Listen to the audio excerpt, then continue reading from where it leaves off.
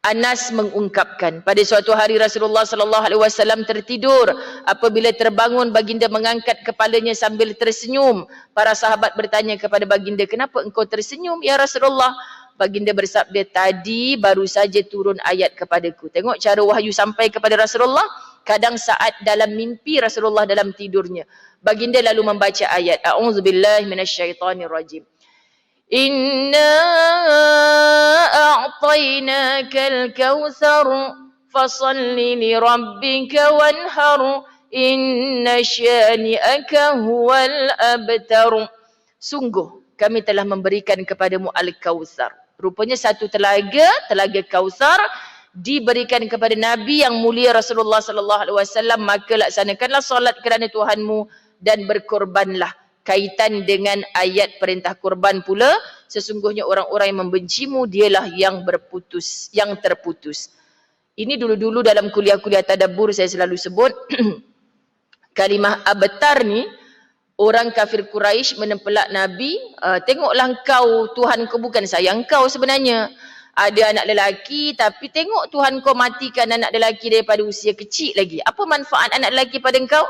Nabi sedih dia kata begitu. Sebab Nabi ada anak perempuan, Nabi ada anak lelaki. Betul kan? Anak lelaki Nabi semua wafat masa kecil. Yang hidup adalah yang perempuan. Jadi fikrah mereka, orang Arab ketika ini, siapa tak ada anak lelaki ni, macam putus waris lah. Kan tak ada makna hidup dia kalau ada anak perempuan ramai pun. Kan ada pun juga bangsa-bangsa sekarang yang begitu. Kau tak ada anak lelaki, kahwin lagi seorang. Bahagi sampai dapat anak lelaki. Kau tak dapat lagi, kahwin lagi seorang sampai dapat anak lelaki. Ada orang mengadu kat ustazah macam tu. Sedih saya ustazah, mentang-mentang anak saya semua perempuan. Jadi suami saya kata ada ustaz ni ajar suruh kahwin bila dapat anak lelaki. Tak apalah, nak buat macam mana kak? Dah berlaku. Nak kahwin dah dia kak? Nak kahwin. Akak doa depan dia betul-betul. Semoga abang dapat sungguh anak lelaki. Kan? Lepas bertahun-tahun tak dapat pun anak lelaki. Dapat perempuan lagi. Perempuan lagi akak tanyalah nak kahwin lagi tak? Dia tak nak pula ada ustazah, penat dia kata kahwin dua ni.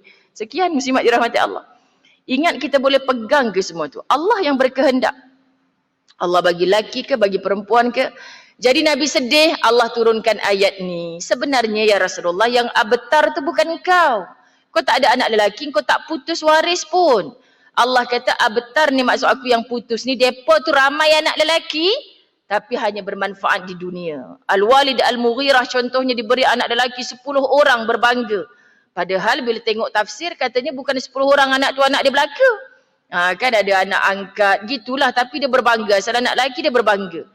Dijadikan semua businessman yang hebat-hebat. Tengok aku makin terus warisan kekayaan aku sebab anak aku menyambung legasi perniagaan aku. Itu yang mereka banggakan.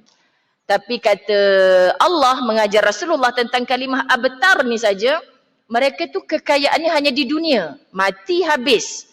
Engkau ya Rasulullah, tengok apa yang kau ajarkan kepada Fatimah.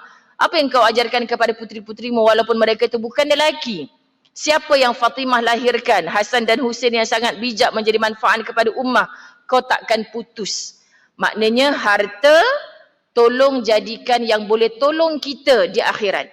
Kalau harta hanya manfaat dunia, kita akan menjadi manusia yang terputus. Harta tak boleh tolong kita di akhirat. Anak pastikan jadi yang manfaat untuk kita di akhirat. Kalau kita mati, doa pun dia tak hantar, itu bukan anak. Datang 12, 13 orang, bukan anak. So tak apa seorang pun. Sahabat, diuji Allah pula macam Sayyidatina Aisyah, isteri Nabi. Tak ada zuriat. Macam mana cara Nabi pujuk dia? Seluruh anak-anak di Madinah ni adalah anak-anak kita, wahai Aisyah.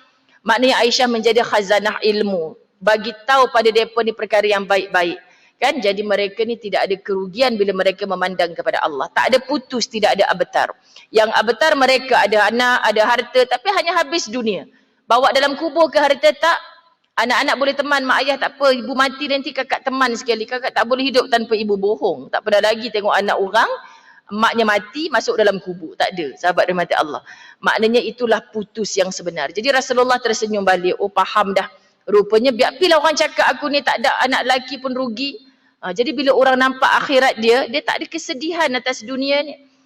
Biasa dia sedih, tapi bila dia nampak akhirat dia kembali gembira. Sebab tu Nabi tersenyum. Kemudian baginda bertanya, kalian tahu apa itu Al-Kautsar? Kami menjawab Allah dan Rasulnya yang tahu. Sebab bila Nabi bacakan ayat ni, bila Nabi dapat wahyu, Mestilah mereka tertanya-tanya pertama kali dengan perkataan Al-Kautsar ni benda. So Nabi tambah dengan sabdaannya. Al-Kautsar adalah sebuah sungai di syurga yang telah dijanjikan oleh Allah Subhanahu Wa Taala kepadaku. Di sana ada banyak kebajikan dan di sana juga ada sebuah telaga. Pada hari kiamat, umatku akan mendatanginya, jumlah bejananya sebanyak bintang di langit. Maknanya cukup ke selautan manusia umat Nabi di padang mahsyar tu nak minum air? Kau jangan kata cukup ke tak cukup lah. Memang banyak sungguh sebanyak bintang di langit.